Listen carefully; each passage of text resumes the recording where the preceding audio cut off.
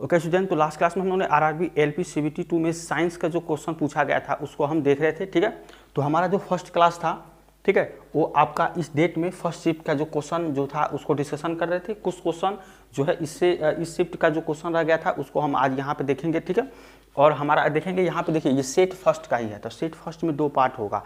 तो एक तो कल का जो हम लोगों ने क्लास लिया था और एक आज जो क्वेश्चन जो रह गया था उसको देखेंगे। ठीक है, तो एक एक करके जो आगे का जो क्वेश्चन है उसको भी देख लेते हैं। देखिए यहाँ पे आप क्वेश्चन देखेंगे तो हम लोगों ने कहाँ तक देख लिया था, तो आप देखिए यहाँ पे क्वेश्चन जो है आपका, हम लोग यहाँ तक क्वेश्चन देख लिए थे। इसका जो आंसर बन रहा था ये आपका यहाँ पे बन रहा था। अगर आप नहीं देखें उस जो है वीडियो को, आप जाकर उस क्लास को यहाँ पे देख सकते हैं। ठीक है, और इसको किस तरह से सॉल्व किया गया है वहाँ पे हम उसको अच्छे से बताए हैं। इसके बाद से नेक्स्ट जो है क्वेश्चन इसको देख लेते हैं कि जो नेक्स्ट क्वेश्चन है ये आपका क्या है। देखिए यहाँ पे जो आपका क्वेश्चन है ये है कि किसी विद्युत धारा के सतत एवं बंद मार्ग, ठीक है, पाथ को क्या कहा जाता है। ठीक है, तो विद्युत धारा के सतत बंद जो पाथ मार्ग होता है उसको क्या कहा जाता है।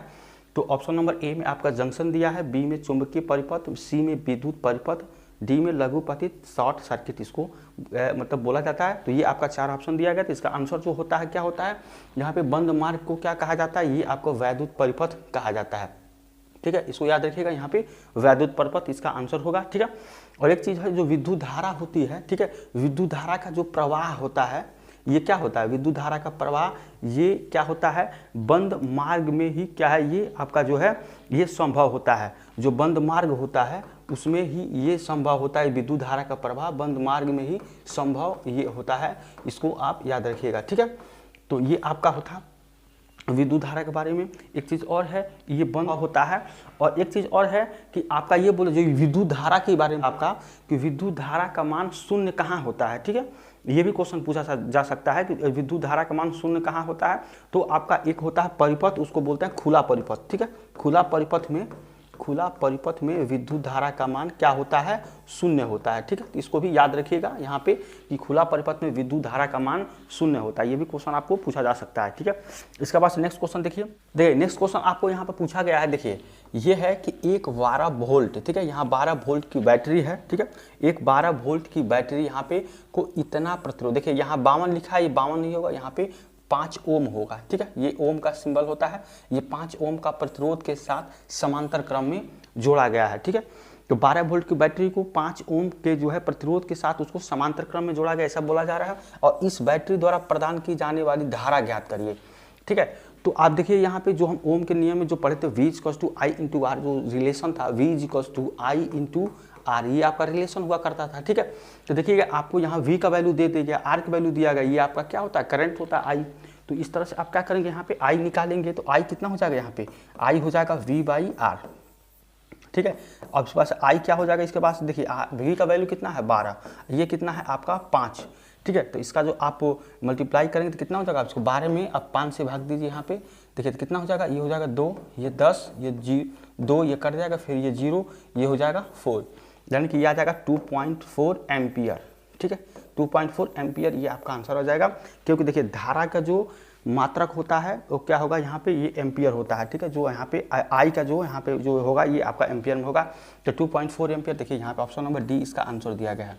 ठीक है, तो इसका आंसर हो जाएगा 2.4 एम्पियर। ठीक है, इसका मात्रक होता है, तो विद्युत धारा का मात्रक। ठीक है, तो इसको आप याद रखिएगा, इसका आंसर क्या हो जाएगा, ऑप्शन नंबर डी 2.4 एम्पियर। ठीक है, तो देखिए आगे देखिए नेक्स्ट क्वेश्चन आपको यहाँ पे दिया गया है। देखिए यहाँ पे है कि एक इतना ग्राम, ठीक है, वजन की गेंद इतना मीटर ऊंचे भवन के शीर्ष पर रखी गई है। ठीक है, इसे मान लीजिए आपका एक भवन दिया यहाँ बनाया गया है। ठीक है, ये आपका भवन है। अब बोला जा रहा है यहाँ पे आपको इतना ग्राम का, यानी कि जो भी इसका मास है 100 ग्राम यहाँ पे दिया गया है। ठीक है, यानी एम की वैल्यू कितना दिया गया है, 100 ग्राम ये दिया गया है आपका जो है एम की वैल्यू, मास इसका जो है इतना दिया गया। ठीक है, उसके पास ये बोला जा रहा है कि आपको इतना मीटर ऊंचे भवन के शीर्ष पर रखी गई, यानी कि भवन की जो ऊंचाई है ये कितना है आपका, ये 70 मीटर यहाँ पे दिया गया है, 70 मीटर। ठीक है, ये आपका एच की वैल्यू हो जाएगी। ठीक है, एच की वैल्यू कितना है, 70 मीटर। तो गेंद की स्थितिज ऊर्जा क्या होगी। ठीक है, यहाँ पे देखिए ये जी होगा, ये जी होगा, जी का वैल्यू कितना 10 मीटर पर सेकेंड स्क्वायर ये बोला गया है। ठीक है, कि आप यहाँ पे जी का वैल्यू लेंगे। तो देखिए यहाँ पे स्थितिज ऊर्जा, और स्थितिज ऊर्जा की फार्मूला क्या होती है। ठीक है, यहाँ पे स्थितिज ऊर्जा पोटेंशियल एनर्जी इसको बोलते हैं। ठीक है, पोटेंशियल एनर्जी। ठीक है, ये क्या होता है आपका, इसको बोलते हैं स्थितिज ऊर्जा, स्थितिज ऊर्जा, स्थितिज ऊर्जा ये होगा, ठीक है।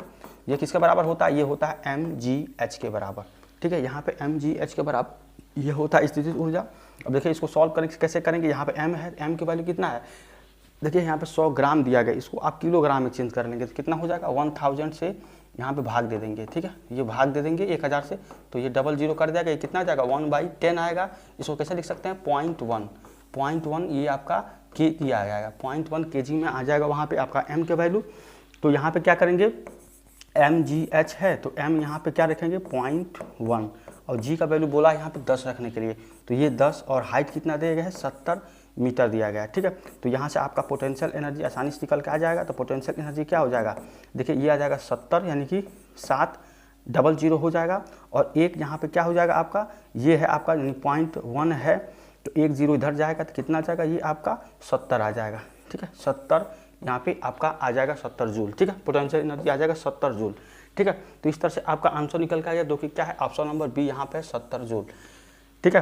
तो यहाँ पे आपको इस तरह से इसको सॉल्व करना है, ये आपका आंसर था। इसका जो फार्मूला होता है mgh, इस पर आप m और g और h को यहाँ पे जो m दिया गया 100 ग्राम, इसको किलोग्राम में चेंज करेंगे, 1000 से भाग करेंगे तो कितना आ जाएगा आपका 0.1 kg में आ जाएगा। तो m के वैल्यू 0.1, g का वैल्यू 10 आपको बताया गया, और हाइट कितना है 70 मीटर।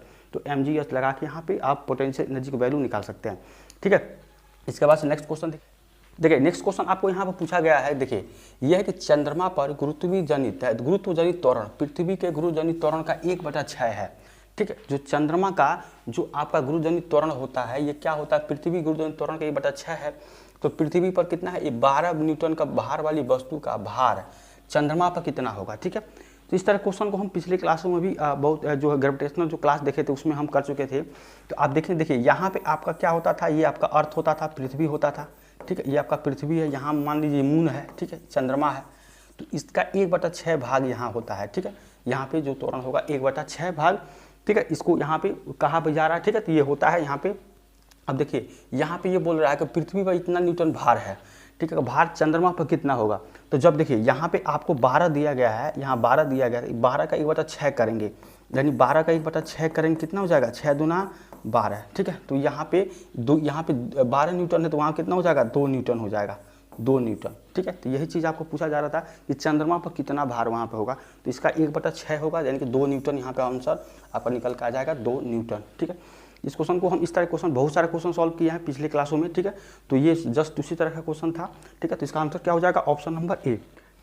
देखिए यहाँ पे आपको नेक्स्ट क्वेश्चन ये दिया गया है कि देखिए किसी आदर्श गैस के घनत्व को, ठीक है, घनत्व को उसके, देखिए यहाँ पे आप थोड़ा सा सुधार कर लेंगे इस क्वेश्चन में ये कहा जा रहा है कि उसके, यहाँ पे देखिए ये आपका खाली स्थान है, ठीक है। यहाँ पे जो ये आपका ऑप्शन दिया गया है परम ताप, दाब, द्रव्यमान, वेग, ठीक है। तो ये इसको बताना है कि उसके किसको को आधा करके यहाँ पे दोगुना किया जा सकता है, ठीक है। तो यहाँ पे आपको आदर्श गैस के बारे में बात कर रहा है, ठीक है। तो आदर्श गैस सबसे पहले क्या होता है, देखिए आदर्श गैस क्या होता है कि ऐसा गैस जो प्रत्येक ताप और दाब पर क्या होता है, गैस के नियम का जो है पालन करता है, वो क्या कहलाता है, आदर्श गैस, ठीक है। और उसके बाद आदर्श गैस का जो समीकरण होता है, ठीक है, आदर्श गैस का यहाँ पे समीकरण ये क्या होता है, PV = nRT, PV = nRT, ठीक है। ये आपका आदर्श गैस का समीकरण होता है। यहाँ पे देखिए ये जो R होता है ये क्या होता है, सार्वत्रिक नियतांक होता है, यहाँ पे सार्वत्रिक नियतांक, ठीक है। इसको याद रखिएगा, सार्वत्रिक नियतांक होता है, ये आपका R होता है। और R की वैल्यू क्या होती है, R की वैल्यू कितनी होती है 8.31, वो 8.314 मोल जो जूल प्रति मोल इंटू केल्विन ये होता है, यानी कि यहाँ पर लिखेंगे 8.314 जूल, ठीक है, जूल प्रति मोल इंटू केल्विन होता है, ठीक है। ये आपका क्या होता है, यहाँ पे R की वैल्यू होती है, ठीक है। इसको याद रखिएगा, ये सर्वाधिक नियतांक होता है। और आदर्श गैस समीकरण के बारे में आपको बताया है, यहाँ पे इसका समीकरण हो जाएगा PV = nRT, ठीक है। तो यहाँ पे ये था आदर्श गैस के बाद किसको यहाँ पे दोगुना किया जा सकता है, देखिए तो परम ताप जो होता है इसको आप क्या किया जा सकता है, यहाँ पे उसके परम ताप को आधा कर को क्या किया जा सकता है, इसको दोगुना किया जा सकता है। आपको यहाँ पे जो है आदर्श गैस के बारे में जो पूछा जा रहा है, ठीक है। तो इसका जो आंसर हो जाएगा ऑप्शन नंबर ए, ठीक है। इसके बाद से नेक्स्ट क्वेश्चन देखिए, देखिए नेक्स्ट क्वेश्चन ये पूछ रहा है आपका कि धातु के एक समान चालक का प्रतिरोध होता है, ठीक है। धातु के एक समान चालक का प्रतिरोध क्या होता है, तो इसके बीच में जो रिलेशन हम बताए थे, क्या बताए थे आपका, R is to rho L by A, ठीक है। ये आपका होता है, इसको हम कई बार जिक्र कर चुके हैं। जहाँ पे ये रो क्या होता है, रो इसको बोलते हैं RH O, ठीक है। ये चालक की प्रतिरोधकता होती है, चालक की प्रतिरोधकता, ठीक है, प्रतिरोधकता।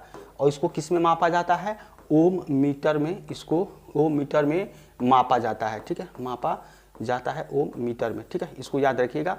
तो यहाँ पे आपका क्या हो जाएगा, R equal to rho by A. देखेंगे यहाँ पे जो प्रतिरोध है ये यहाँ पे क्षेत्रफल के क्या है, व्युत्क्रमानुपाती है, ठीक है। तो R है ये व्युत्क्रमानुपाती है, समानुपाती में नहीं है, ये व्युत्क्रमानुपाती है। तो इसका जो आपको पूछ रहा था कि यहाँ चालक का प्रतिरोध क्या होता है, देखिए इसकी वैद्युत प्रतिरोधकता के व्युत्क्रमानुपाती, इसके क्षेत्रफल के अनुक्रमानुपाती, यहाँ अनुक्रमानुपाती दे रहा है, लेकिन ये जो ऑप्शन नंबर सी है इसके क्षेत्रफल के व्युत्क्रमानुपाती है, ठीक है।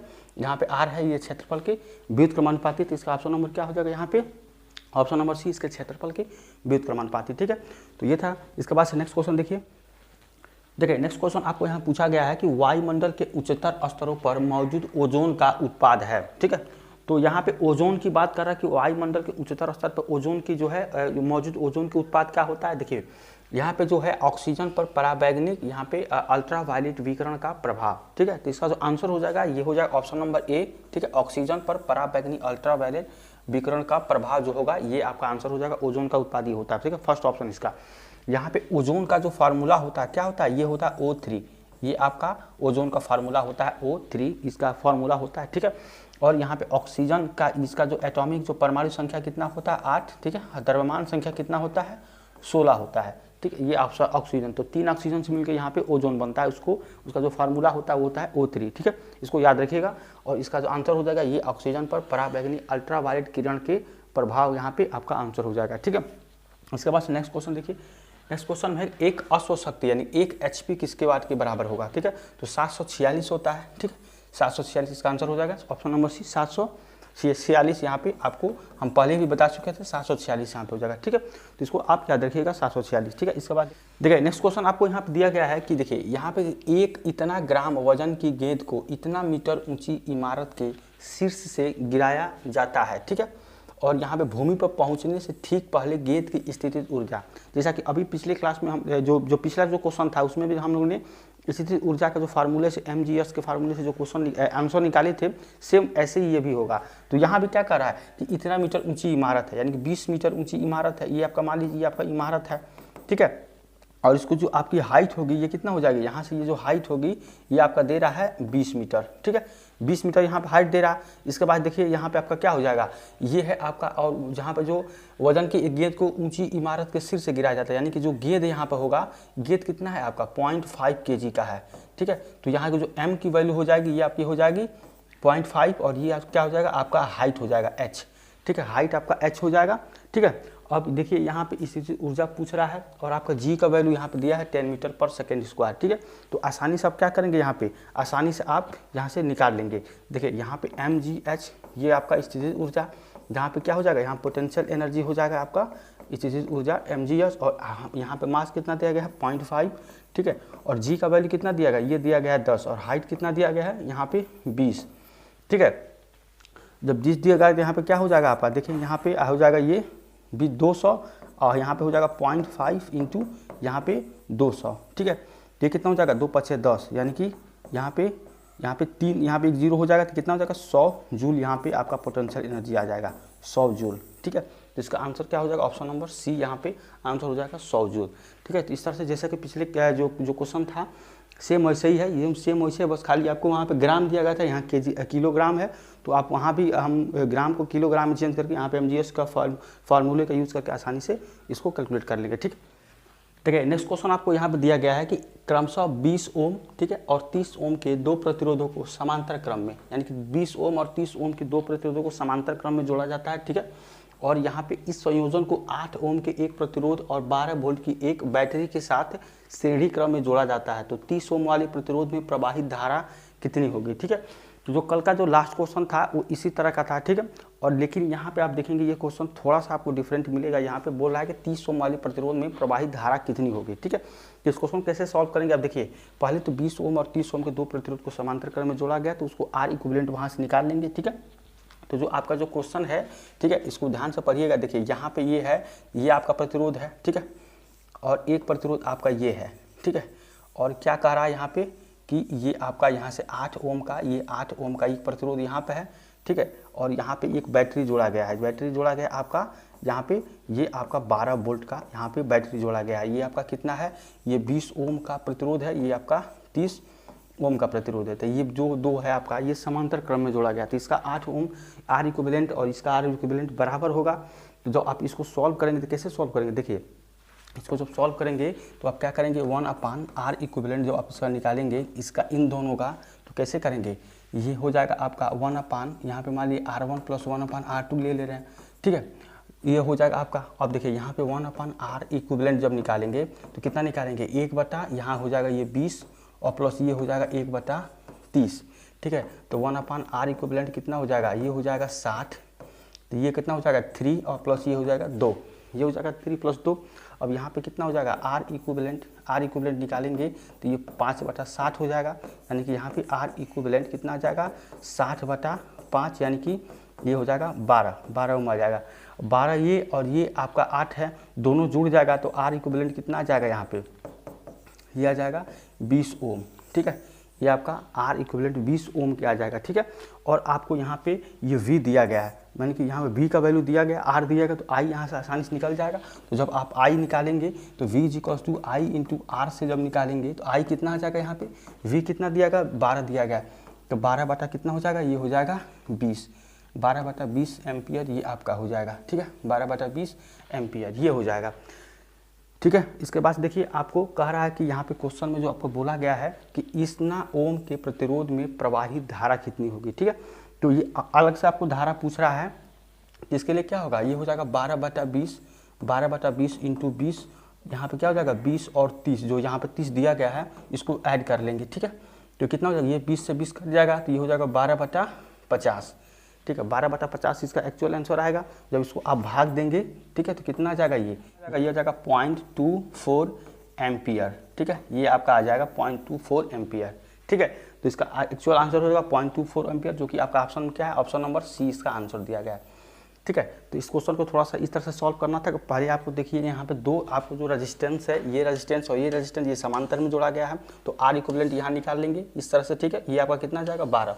इसके बाद से क्या है, आपको 8 यहाँ पे दिया गया, ये 8 है, ठीक है। तो ये 12 8 कितना हो जाएगा 20 ओम, आर इक्विवेलेंट, ये दोनों एक हो जाएगा यहाँ पे, ठीक है। ये 12 ये 8, तो श्रेणी में है, तो श्रेणी में क्या हो जाएगा, ऐड हो जाता है, ठीक है।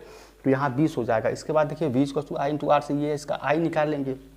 फिर इसके बाद से बोल रहा है कि 30 ओम के प्रतिरोध को, तो यहाँ पे 12/20 और इसके कितना हो जाएगा, ये 20 हो जाएगा, ठीक है। ये जो यहाँ पे है, और क्या होगा, इसकी कट हो जाएगा, यहाँ कितना हो जाएगा 20 और 30, यहाँ पे जो दिया गया आपको 20 ये है और 30 वहाँ पे, R1 और R2 दोनों क्या होगा आपका ऐड हो जाएगा, ठीक है। ये तो एक्चुअल कट जाएगा। इसके बाद से क्या बनेगा आपका 12/50 यहाँ बनेगा, जो कि इसको जो भाग देंगे तो कितना आ जाएगा 0.24 एम्पियर यहाँ पे आपका निकल के आएगा, जो कि आंसर कितना है यहाँ पे, ऑप्शन नंबर सी यहाँ का आंसर दिया गया है, ठीक है। तो आज के लिए बस इतना ही। अगर आपको आज का क्लास अच्छा लगा, चैनल को सब्सक्राइब, लाइक, शेयर करिए, ठीक है। कोई भी क्वेरी है तो आप कमेंट करके पूछ सकते हैं, या कोई सजेशन देना चाहते हैं तो आप कमेंट करके वहाँ पे सजेशन दे सकते हैं, ठीक है। तो इसका जो अगला सेट होगा सेट 2, ठीक है, तो उसको हम नेक्स्ट क्लास में देखेंगे, ठीक है। अगर आपको वीडियो अच्छा लगा तो चैनल को सब्सक्राइब कर लीजिएगा, ठीक है। अपने यार दोस्तों को भी शेयर कर दीजिएगा, ठीक है। तो मिलते हैं नेक्स्ट क्लास में, तब तक थैंक यू सो मच।